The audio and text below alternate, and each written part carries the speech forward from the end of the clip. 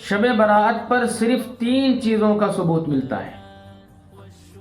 روایت کے اندر ہے اذا کانت لیلۃ النصف من شعبان، یعنی نصف شعبان کی جو رات ہے جسے ہمارے یہاں شب برات بولتے ہیں،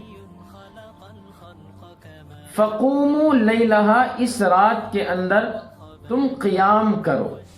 قیام کا مطلب یعنی عبادات کرو، نمازیں پڑھو، ذکر و اذکار کرو، تلاوت کرو۔ نمبر 2 وصوموا نہارہا،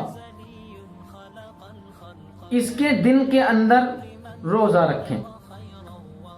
دوسری روایت ہے حضرت عائشہ رضی اللہ تعالی عنہ فرماتی ہیں کہ ایک رات میں نے نبی کریم صلی اللہ علیہ وسلم کو بستر سے گم پایا، یعنی جب رات کو آنکھ کھلی تو اللہ کے نبی صلی اللہ علیہ وسلم بستر پر تشریف فرما نہیں تھے۔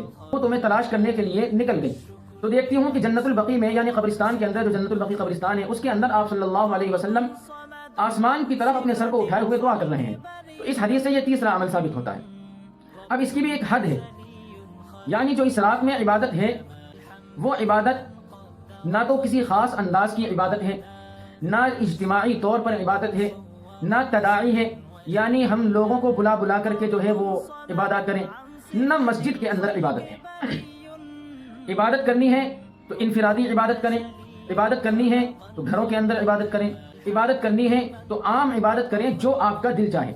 کسی خاص قسم کی کوئی عبادت جو ہے وہ اس رات کے اندر ثابت نہیں ہے۔ اگر کوئی شخص قرآن پڑھنا چاہتا ہے تو قرآن پڑھے، کوئی شخص ذکر و اذکار کرنا چاہتا ہے ذکر و اذکار کرے، کوئی شخص نوافل پڑھنا چاہتا ہے نوافل پڑھے، کوئی شخص صلاۃ التسبیح پڑھنا چاہتا ہے تو صلاۃ التسبیح پڑھے، وغیرہ وغیرہ جو بھی عبادت کر سکتا ہو۔ تداعی نہیں ہے، یعنی لوگوں کو بلانا نہیں ہے کہ آؤ ہم جو ہے شب برات پر عبادت کریں گے، یہ نہیں ہے۔ وصوموا نہارہا، جو دوسرا عمل ہے اس کے متعلق، وہ دن کا روزہ ہے، اور یہ روزہ بھی مستحب ہے۔ اگر کوئی شخص رکھتا ہے تو اچھا ہے، بہتر ہے، اور اگر کوئی شخص نہیں رکھتا ہے تو وہ نہ گنہگار ہوگا نہ اس کی پکڑ ہوگی۔ قبرستان جانے کا مسئلہ ہے تو قبرستان بھی اللہ کے نبی صلی اللہ علیہ وسلم سے زندگی میں صرف 1 مرتبہ جانا ثابت ہے۔ اگر کوئی اس نیت سے قبرستان چلا جاتا ہے کہ اللہ کے نبی 1 مرتبہ گئے تھے میں بھی چلا جاؤں تو گنجائش ہے، ٹھیک ہے، لیکن باقاعدہ ٹولی بنا کر کے قبرستان جانا، جماعت در جماعت جانا، لوگوں کو بلا بلا کر کے لے کر کے جانا اور اس کا اہتمام کرنا قبرستان جانے کا، قبرستان میں چراغاں کرنا، تو یہ تمام تر چیزیں مزاج اسلام کے، شریعت کے احادیث کے بالکل اگینسٹ ہیں، خلاف ہیں۔ تو یہ ان 3 چیزوں کا ہمیں صرف ثبوت ملتا ہے اور اس کی حدود اور قیود یہ ہیں۔ واللہ اعلم۔